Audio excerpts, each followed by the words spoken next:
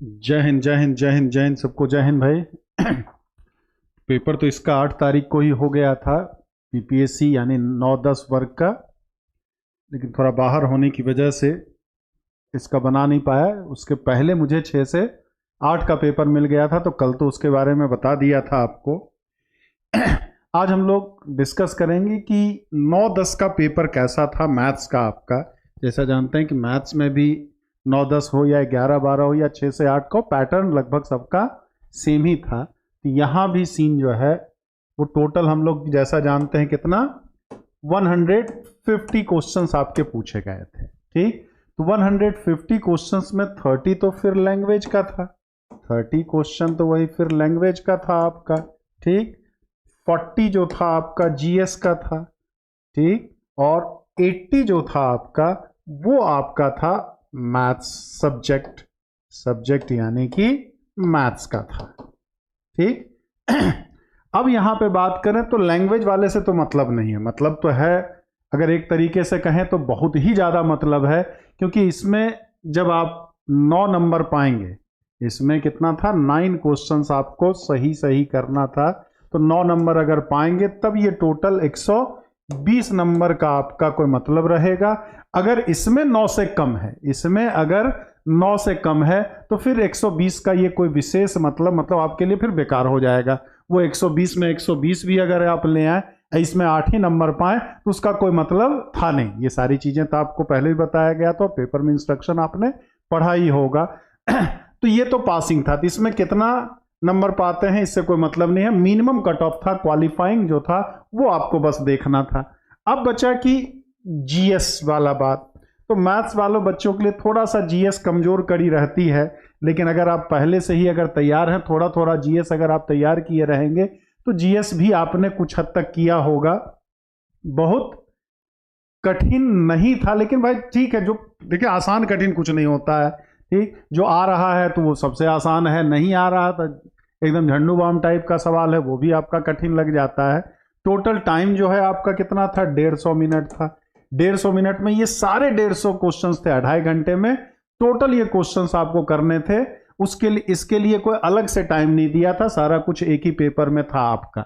अब यहां मैथ्स, यहां हम लोग जो डिस्कस करेंगे मैथ्स का, और फिर ओवरऑल कितना कट ऑफ गया है, 120 में कितना जा सकता है आपका। तो देखिए 6 से 8 वाले का सिनेरियो कुछ दूसरा था, उसमें कठिन मतलब उसके हिसाब से 6 से 8 के हिसाब से पेपर टफ था, क्योंकि उसमें जो बीपीएससी ने कहा था, जो एग्जैक्ट सिलेबस तो दिया नहीं था, चैप्टर का नाम तो उन्होंने दिया नहीं था, भाई साफ साफ कहा था कि 6 से 8 वाले में 6 से 7 8 का सिलेबस रहेगा स्टेट बोर्ड के हिसाब से, 9-10 वाले में 9-10 का रहेगा, 11 वाले में 11-12 वाले में 11-12 का रहेगा। उसके कठिनाई के स्तर जो मिनिमम क्वालिफिकेशन है उस तक रहेगा आपका।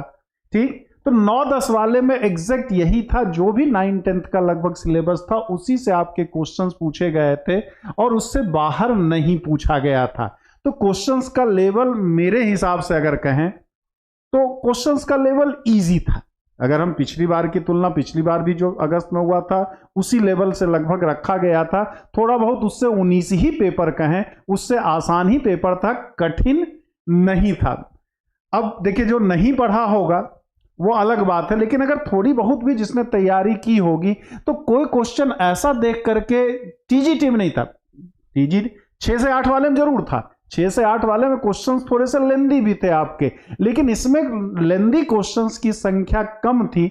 बहुत सारे क्वेश्चंस तो देखो और टिक लगाओ वाले थे, अच्छे खासे 30-35 सवाल ऐसा था 80 में जो देखो और टिक लगाओ वाला था, देखो और टिक लगाओ वाला था आपका। लेकिन चूंकि इसमें सीटेट अलाउ नहीं था, भाई एस्टेट 1 क्वालिफाई होना चाहिए था, तो बहुत सारे बच्चे, तो बाहर वाले बच्चे खास करके एस्टेट 1 बहुतों ने दिया ही नहीं था। इसमें नंबर ऑफ एप्लीकेंट जो थोड़े 6 से 8 की तुलना में कम थे। सीट ठीक ठाक थी, अच्छी खासी सीट थी, सीट में कोई कमी नहीं थी इसमें। अदर स्टेट से हैं, चलिए अभी सब पे बात आते हैं, तो अदर स्टेट वाले तो जनरल में ही काउंट होंगे आपके। तो अगर मैं कहूं इसमें कितना कट ऑफ जा सकता है, मेरे हिसाब से देखिए एक अनुमान का है मेरे हिसाब से कि एग्जाम आपने दे दिया तो कट ऑफ का कोई विशेष मतलब होता नहीं है। अब कट ऑफ कितना भी चला जाए, जितना आप किए हैं वो उतना ही रहेगा, बढ़ेगा घटेगा है नहीं। तो मेरा तो कहने का बस केवल इतना मतलब होता है, मैं इतना ही कहता हूं, एक एग्जाम दे दिया, जब तक आपकी ज्वाइनिंग ना हो जाए आप अगले एग्जाम की तैयारी में आपको लग जाना है। अगला एग्जाम अगर आपने फॉर्म भर रखा और नहीं भी भर रखा है तो आपको अगले एग्जाम की तैयारी में लग जाना है। एग्जाम तो आगे होता ही रहेगा। हो गया, सबसे अच्छी बात है। नहीं हुआ तो टाइम वेस्ट नहीं करना है, क्योंकि कट ऑफ करने में कम से कम ये तो थोड़ी सी दिक्कत रहती है ना कि हाँ कट ऑफ सर ने इतना बताया है, इस चैनल पे उतना बताया, उस चैनल, तो हम थोड़े से रिलैक्स हो जाते हैं कि चलो इतना तो मेरा आ रहा, क्योंकि कोई गारंटी नहीं होती है ना भाई, क्योंकि हर बच्चे को तो मैं जानता नहीं और कोई भी चैनल वाले जानते तो है नहीं भाई कि इतना आएगा। तो एक अंदाजा है, एक अनुमान है कि कितना जाएगा। तो वो मेरे हिसाब से जो पेपर का स्टैंडर्ड था आपका उस हिसाब से, लेकिन सीट अगर यूपी टीजीटी में सीट कम रहता तब तो इसमें कट ऑफ कम से कम 90 प्लस जाना चाहिए था, लेकिन चूंकि एस्टेट का बैरियर था और सीट भी ठीक ठाक है तो उसके हिसाब से अगर हम कट ऑफ की बात करें तो लगभग 76 से लेकर के 82 के बीच में रहना चाहिए। ठीक है, अब प्लस माइनस हो जाए, मतलब जो पेपर जितने बच्चों ने फॉर्म भरा है और जो पेपर का स्टैंडर्ड है उसके हिसाब से कह रहे हैं। ठीक, लेकिन अगर थोड़ा सा मैं यूपी की बात करूं या अदर स्टेट की बात करूं जिसमें सीट कम आता है, ठीक, और सीटेट वाला या बीएड, सीटेट और बीएड वाला ये कर देते हैं, तो उस केस में तो कट ऑफ इसका 90 से कम नहीं जाता। लेकिन चूंकि एस्टेट 1 कंपलसरी था इस वजह से इसका थोड़ा सा कम जाना चाहिए मेरे हिसाब से पेपर के स्टैंडर्ड, क्योंकि बहुत सारे क्वेश्चंस आसानी से लगने वाले थे। तो 76 से लेकर के 82 के बीच में जनरल का कट ऑफ जाना चाहिए।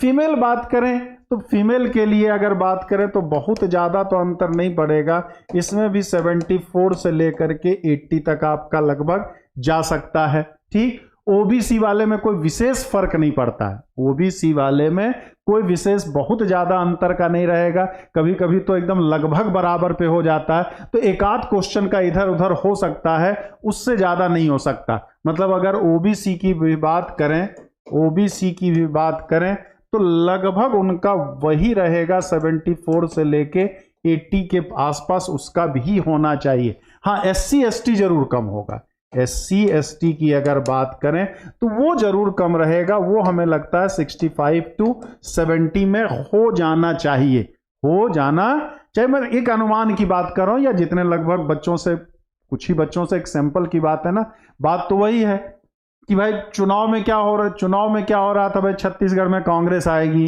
ठीक, मध्य प्रदेश में पता चला 110-15 सीट भाजपा की आएगी, ठीक, ये वाला मामला। लेकिन एग्जिट है तो एग्जिट पोल ही ना भाई, तो यहां भी एक तरह से बात करें एग्जिट पोल की ही बात हो रही है। एक अनुमान लगाया जाता है हमारा पेपर का स्टैंडर्ड देख करके, कुछ लोगों से बात कर करके, आप लोगों ने से कई सारे लोगों ने नंबर बताया, उस हिसाब से ही मैं बता सकता हूं। लेकिन एग्जिट पोल के विपरीत भी परिणाम हो सकता है कि 60 पे हो जाए, हो सकता है 90 प्लस पे जाए, लेकिन पेपर का स्टैंडर्ड तो 90 प्लस जाने वाला ही था, लेकिन एस्टेट की वजह से थोड़ा सा कम हो जाएगा आपका। एस्टेट 1 चूंकि कंपलसरी था, इस वजह से मेरिट हमारे हिसाब से 76 से लेके 82 नंबर के बीच में 77 आ जाए, 78 आ जाए, 80 हो जाए, इससे ज्यादा नहीं जाना चाहिए। इससे ईडब्ल्यूएस में बहुत फर्क नहीं रहेगा, एक आध दो नंबर का फर्क रहेगा, एक आध दो नंबर का फर्क रहेगा। ऐसा नहीं होता ईडब्ल्यूएस में, जनरल में 76 से 82 चल रहा है तो ईडब्ल्यूएस में 70 पे ही हो जाएगा, 85 पे हो जाएगा, मुश्किल से 2 नंबर का वेरिएशन होता है, उससे ज्यादा का वेरिएशन नहीं होता आपका। ठीक, लेकिन फिर मेरा ये कहना, ये तो लगभग तो हमने क्या बोला, एक बार फिर से बता देता हूं, जनरल में 76 से 82 तक, फीमेल की बात कर, मेल में फीमेल की बात करें तो वही 74 से 80 तक के बीच, 74-75 उसका भी जाना चाहिए। ओबीसी भी लगभग वही जाएगा आपका। हाँ, एससी एसटी जरूर 10 नंबर कम रहेगा, 10-12 नंबर कम रहेगा। जनरल की कितने से ऊपर, बिल्कुल ये कोई नहीं बता सकता है मैंने तो गोपाल जी, जितने अरे करने वाले 120 भी किए होंगे, ऐसा नहीं था पेपर के 120 में 120 नहीं किया जा सकता था। ठीक, किसने कितनी प्रैक्टिस, पेपर का जो स्टैंडर्ड था वो दिमाग वाला कम था कि आपको दिमाग ज्यादा लगाना है, उस पर टोटल का टोटल क्या है, प्रैक्टिस पे। अरे कम से कम तो जो अंतिम में आपको प्रैक्टिस कराया था वो आप वीडियो देख लीजिए, 12-15 क्वेश्चन तो उस प्रैक्टिस से डायरेक्ट पूछा हुआ था। डायरेक्ट आपका पूछा हुआ। तो कोई क्वेश्चन ऐसा नहीं था कि जो हमने अपने जीवन में नहीं देखा, पूरा नए तरीके से घुमा के पूछ लिया, थोड़ा अलग टाइप का पूछ लिया। कोई भी प्रैक्टिस आप, ये मैं मेरी बात कर रहा हूं, जहां से भी आपने प्रैक्टिस किया होगा, ठीक, वहां आपको मिला होगा। ये गलत कह रहा हूं तो ये बताइए, ठीक है, ये गलत कह रहा हूं तो आप बताइए कि ऐसा था या नहीं था। आप लोग को कैसा पेपर लगा भाई, कमेंट करके बता सकते हैं। मेरे हिसाब से तो पेपर इजी था पिछली बार की तुलना में। मतलब कुछ ही क्वेश्चन जो थे वो कैलकुलेटिव भी कुछ क्वेश्चन था आपका, लेकिन मोर देन 40% क्वेश्चन जो था वो देखो और टिक लगाओ वाला ही था। मोर देन सर 6 से 8, साइंस में जनरल 78, हाँ बिल्कुल हो जाना चाहिए इतने में भाई। साइंस में 70 जो पेपर का स्टैंडर्ड था उसके हिसाब से 78 एकदम चांस है, एकदम चांस है। ठीक, तो ये बात अब, लेकिन ये एग्जाम हो गया तो बहुत ज्यादा इस पे फोकस आपको अब नहीं करना। ये तो दे दिया ना भाई, कितने भी मेरिट जाए, चाहे 50 पे हो चाहे 120 पे हो, जो आप करके आ गए हो उसकी कहानी खत्म है। तो आपका अब काम क्या है, अगले एग्जाम पे लग जाना। थोड़ी बहुत जो 19-20 रह गई है, ये नहीं कि एकदम रिलैक्स हो जाना। बीपीएससी बिहार वाले खास करके, कब कोई एग्जाम नहीं है तो चलो आराम से बैठ जाएं, या थोड़ा सा क्या है, एग्जाम मोड में हमेशा आपको रहना ही पड़ेगा तभी, क्योंकि जहां आप डिसकंटिन्यू होंगे, अगला एग्जाम आएगा, फिर एकाएक जाएंगे तो फिर रिजल्टेंट 0, फिर आपको 0 से शुरुआत करनी होगी।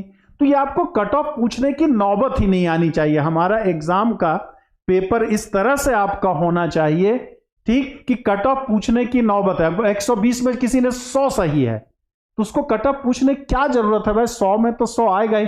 कट ऑफ के लिए कौन परेशान रहते हैं, जो बॉर्डर लाइन पे, जो 65 वाले होंगे, 70 वाले होंगे, 72 वाले होंगे, 80 तक वाले कट ऑफ पूछेंगे, 85 तक वाले भी एक बार कट ऑफ पूछेंगे। लेकिन जो उससे ऊपर है, 90 है, 95 है, 100 वाले, वो राजा बाबू हैं, जानते हैं कि होना ही होना है, हमारा होना ही होना है। तो कट ऑफ के लिए बहुत ज्यादा आपको अब परेशान होने की जरूरत नहीं है। अब आपको अगले टारगेट पे फोकस ज्यादा करना है, पढ़ाई कंटिन्यू आपको करते रहना है। तो एक अनुमान मैंने आपको बताया, चांस है भाई अतुल चौधरी जी, ठीक, कट ऑफ कम जाएगा, कम ही तो बताया, लगभग 60% तो कट ऑफ, 120 नंबर है तो लगभग 61% आपको कट ऑफ बताया है भाई, 61 कट ऑफ बताया है। पेपर के हिसाब से तो इसका 80% जाना चाहिए था, लेकिन चूंकि स्टेट 1 कंपलसरी था आपका, ठीक, इस वजह से इसका कट ऑफ मैंने 61% के आसपास ही आपको बताया, 61-62%, ठीक। SC ST में मुश्किल से आपको 50% बताया, तो उतना तो जाएगा ही, उतना तो जाना ही जाना चाहिए।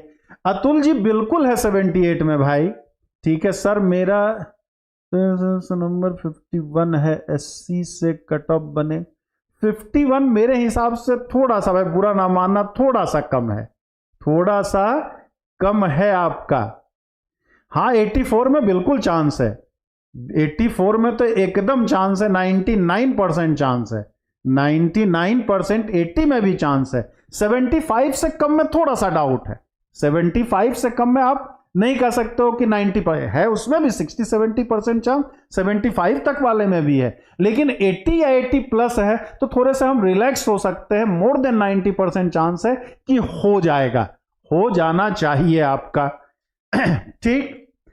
चलिए तो उम्मीद करते हैं सारी चीजें आपको समझ में आ गई, लेकिन फिर कह रहा हूं यही सलाह ही दे सकता हूं भाई, आप खुद ही इतने समझदार हैं, ठीक, रिलैक्स होके नहीं बैठना। भले आप 85 नंबर किए हैं, 100 नंबर किए हैं, तो उसके बिना चिंता हुए किए, जो बीत गया ना भाई, इसका एग्जाम तो हो गया, कट ऑफ कम गया है तो भी आप नहीं बढ़ा सकते हो, ठीक, और ज्यादा आ गया तो भी आपको टेंशन लेने की जरूरत नहीं है, टेंशन एकदम खत्म, टेंशन लेने का नहीं, देने का केवल, ठीक है। तो आपको क्या है, अगले एग्जाम, अभी तत्काल बच्चों ने फॉर्म भरा होगा तो EMRS PGT आपके पास है, EMRS TGT है, फिलहाल आपको उस पर फोकस करने की जरूरत है और वहां लगिए, बिना इसके बारे में टेंशन लिए हुए। अब जो होगा वो देखा जाएगा, बस एक आप रिलैक्स, कट ऑफ बताने का बस इतना मतलब होता है कि केवल कि थोड़े से हम रिलैक्स होकर के अगले एग्जाम पे फोकस हो जाएं, बहुत ज्यादा तनाव लेने की जरूरत नहीं होती है आपका। अब हिंदी का तो मैं टीचर नहीं हुआ, हिंदी के बारे में तो नहीं बता सकता हूं ना, हिंदी के बारे में कैसे बता सकता हूं, मैं तो मैथ्स का ही पेपर देखा हूं, मैथ्स के बारे में ही बात कर सकता हूं। तो हिंदी वाले सर अभी बताएं, टीचर्स एकेडमी के चैनल पे ही चले जाएं तो आपको मिल जाएगा। बाकी आपको और भी कि कट ऑफ की चिंता ना करनी पड़े, ठीक, तो उसके लिए आप चाहें तो फाउंडेशन बैच है, उसको आप अगर ज्वाइन कर सकते हैं। यही 95 92 37, ये एक ऐसी संस्था है जो केवल फाउंडेशन बैच पे थोड़ा सा ज्यादा फोकस करता है। तो जिन्होंने भी फाउंडेशन बैच में पढ़ा होगा वो पेपर देखेंगे तो सब कुछ देखेंगे कि सर ने कराया हुआ, मैंने ही कराया है। और ऑफलाइन भी नहीं है कि मैं ऐसे कह दूं कि हाँ मैंने कराया है भाई, कि तुम्हें याद है कि नहीं है। सबका वीडियो पड़ा है, ऐप पे पड़ा है या लाइव क्लासेस पे पड़ा हुआ है, तो उसका वीडियो देखें और पेपर उठा के देख लीजिए। लगभग उसी स्टैंडर्ड का आपको पेपर पूछा गया। हाँ, कराते समय आप लोगों ने जरूर पूछा था कि सर टीजीटी में ऐसा कहाँ आता है, 6 से 8 में वैसा कहाँ आएगा, पीजीटी में इतना कठिन कहाँ आएगा।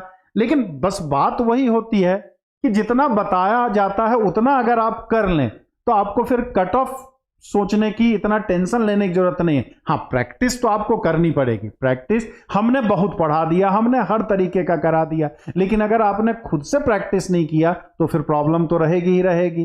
तो ये इस तरह से प्रिपरेशन होना चाहिए कि एग्जाम के बाद हमें सोचना ना पड़े कि कितना भी जाएगा यार, कितना भी कट ऑफ जाएगा, मेरा तो होगा ही होगा, मेरा तो होगा ही होगा। आपका 91 में 100% हो जाएगा।